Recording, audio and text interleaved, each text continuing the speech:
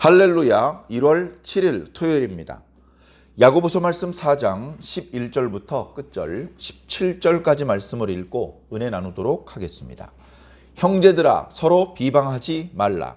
형제를 비방하는 자나 형제를 판단하는 자는 곧 율법을 비방하고 율법을 판단하는 것이라. 네가 만일 율법을 판단하면 율법의 준행자가 아니요 재판관이로다. 입법자와 재판관은 오직 한 분이시니 능히 구원하기도 하시며 멸하기도 하시느니라. 너는 누구이기에 이웃을 판단하느냐? 들으라. 너희 중에 말하기를 오늘이나 내일이나 우리가 어떤 도시에 가서 거기서 1년을 머물며 장사하여 이익을 보리라 하는 자들아. 내일 일을 너희가 알지 못하는도다. 너희 생명이 무엇이냐? 너희는 잠깐 보이다가 없어지는 안개니라. 너희가 도리어 말하기를 주의 뜻이면 우리가 살기도 하고 이것이나 저것을 하리라 할 것이거늘 이제도 너희가 허탄한 자랑을 하니 그러한 자랑은 다 악한 것이라. 그러므로 사람이 선을 행할 줄 알고도 행하지 아니하면 죄니라. 아멘. 감사합니다. 계속 이어지는 그런 스토리입니다. 계속 이어지는 스토리. 4장 1절에 형제들이 싸우는 그런 모습을 이제 야고보 사도가 지적하고 있죠. 이건 특정한 야고보 사도가 알고 있는 어떤 성도들이 다퉜던 것을 이 말씀을 기록하기 며칠 전에 보았기 때문에 그게 기억나서 그렇게 기록했다기보다 어느 지역에 있는 어느 교회에 있는 어느 성도나 다투는 경우들이 많기 때문에 이런 말씀을 기록한 것입니다. 다투는 경우들이 있습니다. 교회 다니는 사람은 이미 거룩한 사람인가? 죄가 하나도 없는 사람인가? 이미 완성된 사람인가? 절대 그렇지 않죠. 우리가 잘 아는 것처럼 병원에 세균 감염된 사람이 제일 많이 있습니다. 병원에. 왜? 감염된 사람이 치료받으려고 병원에 모이기 때문에 그렇습니다. 물론 병원에 있는 사람이 빠짐없이 감염자는 아닙니다. 감염자들을 치료해야 되는 의료진들은 감염자가 되어서는 안 되죠. 그래서 의료진들은 감염자가 자주 방문하기 때문에 남달리 더 마스크를 열심히 씁니다. 우리는 최근에 2, 3년 동안 코로나19를 예방하기 위해서 그 전파를 확산을 좀 막아보기 위해서 마스크를 상당히 열심히 썼죠. 그런데 그 이전에도 의사들은 이미 전혀 아무런 전염병이 돌지 않을 때에도 날씨가 너무너무 더울 때에도 마스크를 정말 열심히 썼습니다. 거기엔 다 이유가 있는 것이죠. 조금이라도 외부로부터 환자들이 가지고 들어온 그런 어떤 세균이나 바이러스에 감염돼서는 안 되기 때문에 그렇습니다. 그래서 마스크도 열심히 쓰고 옷에 더러운 것이 묻었는지 눈에 잘 띄도록 주로 흰색 옷을 입습니다. 목사님, 그 의사들이 하늘색 옷이나 초록색 옷을 입는 것도 봤는데요. 그건 예외적으로 수술실에 들어갈 때만 그런 색깔이 있는 옷을 입고 그 나머지 경우에는 거의 흰색 옷을 입습니다. 그렇게 해서 자신의 옷이 감염되었는지 오염되었는지 빨리 알아보고 그것을 이제 해결하기 위해서 그렇죠. 그리고 병원에 있는 화장실이나 심지어 복도와 모든 통로 로비도 다른 그 어떤 건물보다 더 자주 소독을 합니다. 교회도 마찬가지인 거예요. 교회는 어떻습니까? 죄인이 가장 많이 오는 곳입니다. 왜? 죄가 있어서 이 죄의 문제를 해결하려면 교회 가는 수밖에 없거든요. 다른 데 가서는 죄의 문제를 해결할 수가 없습니다. 그 교회는 어떤 곳이냐? 죄인의 집합소입니다. 그럼 교회 밖엔 죄인이 없는 의인들이 사는 곳이냐? 물론 그건 아니죠. 교회 바깥에 더 지독한 죄인들이 꽉 차 있죠. 그러나 교회 아니라고 해서 의인들만 모인 것은 결코 아니라는 것입니다. 물론 우리가 죄인임에도 불구하고 예수 그리스도를 믿는 믿음 안에서 의롭다 하심을 얻었습니다. 어려운 표현으로 이신칭의, 이신득의 그런 표현을 쓰는데요. 그래서 우리가 의인이라고 우리를 불러주십니다. 그렇다고 우리가 스스로 난 의인인데 저놈들이 내가 의인인지 알아보지도 못하고 너희들 죽었어 너희들. 의인을 괴롭혔으니까 하나님께서 가만히 안 두실 거야. 이런 교만한 마음을 잡수시는 것은 좀 곤란합니다. 하나님께서 우리를 너그럽게 모셔서 의인으로 취급해 주시는 것뿐이지 정말 내가 스스로 의인의 자격을 획득한 것이 아니기 때문에 그렇습니다. 의인으로 불러주시지만 몸둘 바를 몰라서 고개를 숙이고 늘 겸손히 의인이라는 칭함에 어울리지 않는 모습이 나타날까 늘 조심하는 삶이 우리 그리스도인들의 삶이 되어야 됩니다. 그러니까 실질적으로는 우리도 죄인이에요. 우리 속에 죄의 속성들이 완전히 사라진 것이 아닙니다. 철 성분이 들어있는 어떤 물체는요, 자석에 끌리는 성분이 있습니다. 겉으로 봐서는 플라스틱으로 코팅을 해놔서 그 속에 철이 들어있는지 전혀 모릅니다. 그러나 코팅이 되어 있을 뿐 그 얇은 코팅막 바로 밑에 철이 가득하다면 강력한 자석을 가까이 대면 잡아당기는 힘에 끌려갈 수밖에 없는 것이죠. 그것처럼 우리 의인들, 우리 그리스도인들 속에는 죄의 속성이 남아있어요. 유혹하는 힘을 강력하게 해서 우리를 잡아당기면 상당히 많은 그리스도인들이 넘어집니다. 죄의 속성 자체가 완전히 뿌리 뽑혀 없어져 버린 것은 아닙니다. 그렇게 근본적인 우리의 속성 자체가 고쳐지는 것은 아마 성경에 말씀하신 대로 마지막 천사가 소리내는 날 정도, 우리들의 육체가 썩지 않을 육체로 바뀌는 그런 놀라운 획기적인 변화가 일어나는 순간이 돼야 변화가 되는 것이지, 죄의 속성이 그렇게 간단히 없어지는 게 아닙니다. 퐁퐁 하이타이 그런 거 거품 많이 내가지고 비빈다고 그 자리에는 이제 죄의 속성이 씻어져 나갔다고 말할 수 있는 것이 아니기 때문에 그렇습니다. 그러니까 겸손하셔야 됩니다. 그래서 교회에도 다투는 일이 있어요. 교회에도 멱살려는 일이 있어요. 물론 그런 일이 자주 있어서는 절대로 안 됩니다. 그러나 그런 일이 발생이 돼도 크게 이상한 일은 아닙니다. 아하, 성도들끼리 멱살을 잡았네. 이거 불미스러운 일이네. 이거 우리에게 은혜를 베풀어 주신 주님께 참 죄송스러운 모습을 보여드렸네. 세상에 귀감이 돼야 되고 세상에 대안이 되어야 될 교회에서 참 염치가 없네. 좋지 못한 신뢰를 보여주었네.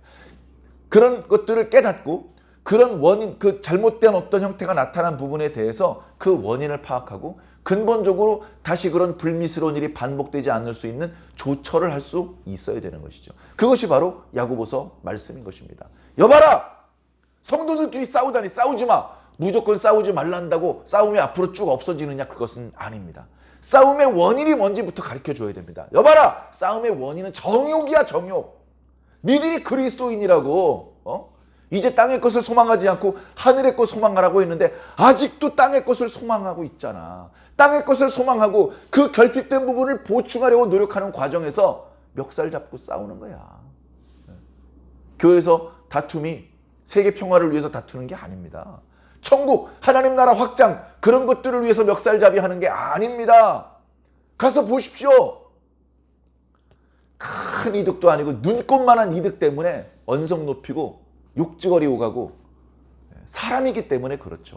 그러나 그렇게 하지 않아야 되는 것입니다. 그래서 근본적인 문제를 해결해 주는 것이죠. 야, 너희들은 이 세상의 것, 정욕적이고 마귀적인 것, 그것 주워 담으려고, 그것 얻으려고 혈안이 돼서 그렇게 이성을 잃은 짐승들처럼 헤매고 다니고 그럴 게 아니야. 너희들이 얻어야 되는 것, 너희들이 채워서 보충해야 되는 것은 그 세상적이고 정욕적인 것이 아니고 영적인 것이고 하나님께서 주시는 지혜야. 너희 가만 보니까 지혜가 부족해. 그죠? 우리 1장 2절, 3절, 4절, 5절, 6절, 7절 계속 뭘 말씀하시고 있습니까? 지혜가 부족하거든 후히 주시고 꾸짖지 아니하시는 하나님께 구하라 주시리라. 지혜를 얻어야 되는 것입니다. 지혜. 하나님께 지혜를 구해서 얻어야 되는데 엉뚱한 것을 구합니다. 그 사람은 지혜가 있을까요? 없을까요? 지혜가 있는데 엉뚱한 걸 구할 리가 없잖아요. 지혜가 없는 것입니다. 지혜가 없으니까 싸우는 수밖에 없죠. 그래, 지혜도 없고 마땅히 구해야 될 지혜를 구하지도 않고 교인이라고 하면서 신자라고 하면서 성도라고 하면서 세속적인 것 채우려고 바둥거리다가 쌈박질이나 하고 그런 실망스러운 모습을 보여드렸는데도 불구하고 하나님께서는 우리를 불쌍히 여기시고 또 기회를 주시고 또 은혜를 주신다는 것입니다. 그 은혜가 6절에 나와 있는 것이죠. 하나님께서는 교만한 자들을 물리치시고 겸손한 자들에게 무엇을 주신다? 은혜를 주신다. 그 은혜는 바로 가까이 해주시는 은혜입니다. 이게 최고의 은혜예요. 하나님 있어봤자 뭐해? 뭐 불편하게나 하지. 하나님 주머니에 돈이나 줘야지. 그렇게 생각하는 사람은 이미 헛된 세상적이고 마귀적이고 정욕적인 것만 탐하는 사람입니다. 진짜 뭐가 더 좋은지 알아볼 수 있는 사람은 하나님이 최고라는 것을 알아봅니다. 하나님 주머니에 짤랑거리는 황금 저 필요 없어요. 저는 하나님이 필요해요. 이렇게 말하는 사람이 사실은 진짜 지혜자라는 말씀입니다. 자, 겸손한 자가 되어야 돼요. 겸손해야 은혜를 받을 수 있고요. 겸손해야 우리가 여전히 부족하고 실망스러운 모습을 보여드렸음에도 불구하고 은혜를 입을 수 있어요. 그래서 그 겸손할 수 있는 방법을 7절부터 10절까지는 말하는 것과 관련돼서, 그리고 오늘 11절과 17절 끝절까지는 행동하는 것과 관련해서 말씀해주고 있습니다. 다시 말해서 7절부터 10절까지는 겸손해지는 방법을 알려주시는 것이고 11절부터 끝절까지는 교만해졌을 때의 문제를 말씀해 주는 것이죠. 이걸 다 알아야 우리가 겸손하도록 스스로 조심해서 하나님의 은혜를 입고 교만해지지 않을 수 있도록 스스로 조심해야 되는 것이군요. 우리 잘 몰라요. 교만이 자기가 교만을 떨어놓고 교만해지 잘 모를 수 있습니다. 그래서 교만한 경우에 나타나는 현상들을 오늘 말씀을 통해서 알려주신 것이죠. 7절부터 10절까지 뭐라고 말씀하셨습니까? 하나님께 복종하라. 마귀를 대적하라. 하나님을 가까이 하라. 구체적으로 우리가 겸손해지기 위한 교훈의 말씀을 주신 것이죠.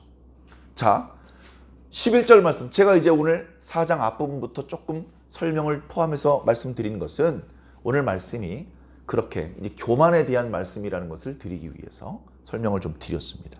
자, 오늘 말씀 중에서도 11절과 12절은 말로 떠는 교만에 대해서, 그리고 13절 이하는 행동, 특히 돈과 관련된 행동, 이런 것과 관련된 어떤 교만의 모습에 대해서 말씀해주고 있습니다. 그런데 이제 말씀을 쭉 들으시다 보면 느끼시겠지만 같은 거예요. 말에 대한 교만이나 행동에 대한 교만이나 사실은 같은 겁니다. 자, 형제들아 서로 비방하지 마라. 욕하고 헐뜯고 흠담하지 마라. 성도가 성도를 비방하지 말라는 거예요. 왜? 성도를 비방하는 것은 성도를 판단하는 거야. 그죠? 성도를 판단하는 거예요. 성도를 판단하는 것은 율법을 판단하는 거예요. 율법을 판단하실 수 있는 분은 하나님밖에 안 계셔. 그런데 내가 지금 율법을 판단하고 있다? 내가 하나님의 자리에 덥석 앉는 거예요. 그러니까 이게 죄입니까? 안 죄입니까? 엄청나게 큰 죄죠. 나는 그냥 형제를 비방했을 뿐인데 그 비방은 사실은 하나님의 자리에 지 멋대로 가서 앉는 죄와 똑같은 죄라는 겁니다. 하나님께서는 율법에 뭐라고 말씀하셨습니까? 네 이웃을 네 몸과 같이 사랑하라고 말씀하셨잖아요. 네 이웃을 사랑하라고 말씀하셨지 비방하라고 말씀하신 적이 없어요. 그런데 네 멋대로, 그 말씀의 뜻은 비방하라는 뜻이야. 네 멋대로 해석해서 네 멋대로 행동한다면 율법의 판단자가 되는 것이 아니냐. 가만히 생각해봐라. 12절에 율법의 입법자와 재판관이 누구시냐? 한 분 하나님이에요. 네? 세상에서 그렇게 하면 독재라 그럴 겁니다. 지 맘대로 법을 만들고 지 맘대로 재판 때려버리면 그 독재라고 말할 겁니다. 세상에서는. 성품이 온전할 수가 없는 인간이 그렇게 독재를 해버리면 문제가 생깁니다. 그러나 신성이 완전하신 하나님께서 그렇게 해주시면 우린 감사한 거예요. 하나님께서 법을 만들어주시고 하나님께서 그 법을 집행해 주시면 우린 다 행복해집니다. 그 법을 어기는 사람들이 주변에 있으니까 우리가 불행한 것뿐이지, 그 법을 하나님께서 엄정히 실행해 버리시면 사실 우리는 행복해지고 안전해지는 거예요. 하나님께서 입법자입니다. 율법을 누가 주셨습니까? 하나님이 주셨습니다. 모세율법이라고 기록하지만 모세는 기록자지 입법자가 아닙니다. 그죠? 그리고 그 율법에 따라 시행하시는 분, 모세가 뭔데 지 맘대로 시행할 수 있어요? 모세가 무슨 벌을 줄 수 있어요? 하나님이니까 땅도 갈라지게 만드시고 바다도 갈라지게 만드시는 겁니다. 그런데 네가 하나님 자리에 앉겠다고? 네가 하나님께서 직접 제정하신 법이 이건 틀렸고 이건 괜찮고 네가 판단한다고? 건방진 놈. 네가 뭔데? 네가 뭔데 이웃을 네 마음대로 판단하느냐? 네가 비방했던 그 형제가 바로 이웃이라는 겁니다. 율법에는 이웃이라고 되어 있죠. 나는 이웃을 판단하진 않았어요. 이웃을 비방하지 않았어요. 형제를 비방했어요. 그게 그거야 인마. 하나님 앞에서 말장난하면 안 됩니다. 그래서 입으로 하는 교만의 행동은 뭐냐? 재판관이신 하나님의 자리에 지 맘대로 올라가 앉는 행동이라는 겁니다. 절대로 하면 안 되는 범죄. 그런 교만의 범죄를 반복하면 하나님께서 멀리 내치실 수밖에 없다는 겁니다. 이스라엘 백성들이 어떻게 됐습니까? 하나님의 언약의 땅에 머물 만한 그런 인성을 갖추지 못하자 그 땅이 그들을 토해내서 타국의 포로로 끌려가 버리지 않았습니까? 그 땅에 머물러 살 수가 없어요. 하나님의 나라는 더러운 거 용납하지 않습니다. 에덴 동산에 죄인을 용납할 수 없었기 때문에 아담과 하와가 쫓겨날 수밖에 없었습니다. 하나님께서는 부정한 것을 거룩한 곳에 두시질 않는 분이에요. 우리가 거룩하신 하나님의 나라에 살기를 소망한다면 나 스스로가 부정해지지 않아야 됩니다. 이 말씀이 남의 이야기가 아니죠. 바로 나 자신에게 주시는 말씀으로 무겁게 받고 자기 자신을 돌아보며 날마다 더 온전한 모습을 구비하도록 노력해야 될 것입니다. 자, 13절에 들으라. 조금 새로운 각도에서 말로 교만을 떠는 거 말고 조금 다른 각도의 일을 이야기합니다. 이 이야기를 들어보면 별로 잘못된 게 없는 것 같은데 이런 생각이 얼른 와닿습니다. 어떤 사람이 말합니다. 나 앞으로 1년 동안은 저쪽 동네에 가서 장사해 보려고. 저쪽 동네에 가봤더니 이 장사를 하는 사람이 없더라고. 그러면 한 1년만 저쪽에 가서 열심히 일하면 돈을 이만큼 벌 수 있을 것 같아. 그런 말을 했다고 칩시다. 그게 뭐가 잘못이에요? 그거 자체가 잘못된 것 같지 않아 보이죠? 근데 그게 왜 잘못된 것인지 이제 야고보 사도가 말씀해주고 있습니다. 그걸 어떻게 네가 정할 수 있느냐? 자기가 시간을 정하고 장소를 정합니다. 자기가 무슨 일을 할지를 정합니다. 심지어 얼마를 벌지도 정해요. 그 네가 정한 대로 될 거라고 생각한다면 그것이야말로 천지의 통치자이신 하나님의 자리에 앉는 교만이라는 겁니다. 너 네 자신의 존재가 뭔지 잘 모르는 것 같아. 너 내일 일 아니? 내일 일도 모르면서 내년까지 계획을 세운다고? 야, 너 자신이 누군지 아니? 넌 막 안개야. 있었다가 없었다가 하는 안개라고. 언제 사라질지도 모르는 녀석이 내년에 뭘 할지를 지금 정한다고? 웃기고 있네. 그럼 어떻게 해야 돼요? 그렇게 생각하지 말고 하나님께서 허락하시면, 하나님께서 뜻하신다면 우리가 살 수도 있고 우리가 이런 일도 할 수 있고 저런 일도 했을지 몰라. 하나님을 전제로 살라는 것이 왜? 하나님께서 결정권자니까. 하나님께서 결정권자입니다. 생각해 보세요. 바울이 동쪽으로 여행하러 가고 있었어요. 소풍 가는 건가요? 죽음을 각오하고 복음을 전하러 간 겁니다. 근데 예수님이 막아요. 예수님이. 예수 복음 전하러 가는데 예수님이 막는다고요? 사도 바울이 승질났을 것 같아. 아니 예수 복음 전하는데 주님이 막으시면 어떡합니까? 안 그래도 막는 놈들이 많아요. 주님 길을 열어주세요. 이랬을지도 모릅니다. 근데 예수님이 막아요. 기도로 주님 왜 이러십니까? 길을 좀 열어주세요. 계속 막으셔요. 그래서 어떻게 했는지 아세요? 동쪽으로 안 가고 서쪽으로 갔어요. 아, 동쪽으로 가는 게 주님 뜻이 아니구나. 바울도 자기 마음대로 정하는 게 아니에요. 하나님께서 정하신 대로 가야 돼요. 다윗도 모세도 자기 하고 싶은 대로 하는 게 아니라고요. 더 높은 영적인 경험이 있었던 선지자들, 성경의 의인들일수록 자기 마음대로 하는 것이 아니고 납작 엎드려서 하나님 어떻게 할까요? 하나님 저는 바보 어린이 아무것도 몰라요. 하나님께서 가르쳐 주세요. 다윗이요, 이순신을 능가하는 장수였습니다. 이순신은 해전에서 한 번도 진 적이 없죠. 다윗은 그보다 훨씬 더 많은 횟수 전투를 경험했는데 한 번도 진 적이 없어요. 질 수가 없죠. 전쟁을 할 때마다 하나님 매복할까요? 진격할까요? 진격해라. 그러면 진격하면 이겼어요. 매복할까요? 진격하여. 이번에는 진격하지 말고 매복해라. 이쪽 길로 내려올 것이다. 알겠습니다. 그러면 틀림없이 그 길로 내려옵니다. 그러면 거기서 기습해서 대승을 거둡니다. 이렇게 하나님께서 작전을 지시해 주시는데 전투에서 질 수가 없잖아요. 어떻게 다윗이 연전연승할 수 있었습니까? 운이 좋아서? 다윗이 능력이 좋아서? 눈치가 빨라서? 아니에요. 하나님의 주권을 인정했기 때문에 자기가 하나님 자리에 앉으려고 하지 않고 하나님의 자리를 내버려 놓고 그 앞들이 엎드릴 줄 알았기 때문에 다윗은 연전연승할 수 있었던 것입니다. 교만은요, 하나님의 자리에 덥석 올라앉는 거, 그게 교만이에요.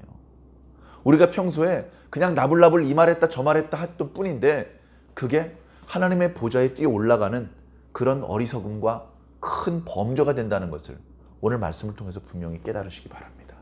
말을 함부로 하면 안 돼요. 조심해야 됩니다. 형제를 함부로 잘못해서 잘못했다고 말하는 건데 뭐 또 우리 이런 생각도 해볼 수 있잖아요. 그런데 그보다는 그래도 조금 2번 야단칠 거 1번 야단치고 1번 야단치고 쪽으로 속으로 꿍 참고 좀 기다려주고 이게 오히려 지혜로운 방법일 수 있습니다. 그리고 무슨 일을 계획을 해야죠. 아이고 오늘 말씀 보니까 우리 맘대로 계획도 못하나 봐. 그 교만한 행동이래. 계획 세우지 마. 그런 뜻은 아닙니다. 우리가 계획을 세워야죠. 사업을 할 때 규모 없이 할 것이 아니라 이렇게 저렇게 일정을 잡고 또 돈은 어떻게 융통을 할 것인지 사람은 어떻게 동원할 것인지 뭐 이런 것들 다 충실히 계획을 세워야 되죠. 그러나 그 자신의 계획을 성취시킬 수 있는 분은 자기 자신이나 운이 좋고 이게 아니고 하나님이시라는 것을 인정하라는 겁니다. 그래, 계획은 사람의 마음에는 많은 계획이 있지만 오직 하나님의 뜻이 오직 하나님의 계획이 온전해진다. 잠언의 말씀이 있는 것처럼 그냥 그 말씀은 그 말씀이고 현실은 달라요. 그거 뭐예요? 율법의 판단자가 되는 것이죠. 말씀을 들었으면 말씀의 뜻을 내 개인의 견해보다 높일 줄 알아야 됩니다. 내 생각은 그건데 내 생각은 버리고 말씀의 뜻을 내 것으로 받아들일 수 있어야 됩니다. 이게 겸손입니다. 겸손한 자에게 은혜를 베풀어 주신다고 말씀하셨습니다.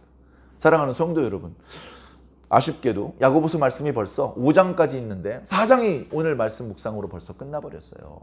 벌써 이렇게 야고보서 말씀 묵상이 빨리 끝나는 것 같아서 늘 아쉽습니다. 이 말씀 전체적으로 다시 한번 반복해서 읽으면서 우리가 배워야 될 교훈이 너무나도 많은 것 같습니다. 읽어두면 언젠간 도움이 되는 그런 말씀이 아니고 지금 당장 나의 말과 행동에 지침이 되고 교훈이 되는 그런 말씀들인 것 같습니다. 아무쪼록 우리 2023년도 완주중앙교회 성도들 중에는 야고보서 사도가 걱정했던 이런 어리석고 율법의 재판관이 되려는 통치자 하나님의 자리에 뛰어 올라가 앉으려는 그런 어리석은 말과 행동을 하는 분이 안 계시기를 바랍니다. 사람이기 때문에 늘 실수를 하지만 실수를 하자마자 빨리 회개하시기를 바랍니다. 올라가서는 안 되는 하나님의 자리에 올라 앉아가지고는 자신이 잘못한 걸 깨달았는데도 안 내려가고 버티면 얼마나 더 야단을 많이 맞겠습니까? 잘못한 걸 깨닫는 즉시 회개할 수 있다면 하나님께서 크게 탓하지 않으시고 오히려 불쌍히 여기셔서 복을 주실 수도 있는 것이 하나님의 너그러운 사랑과 은혜입니다.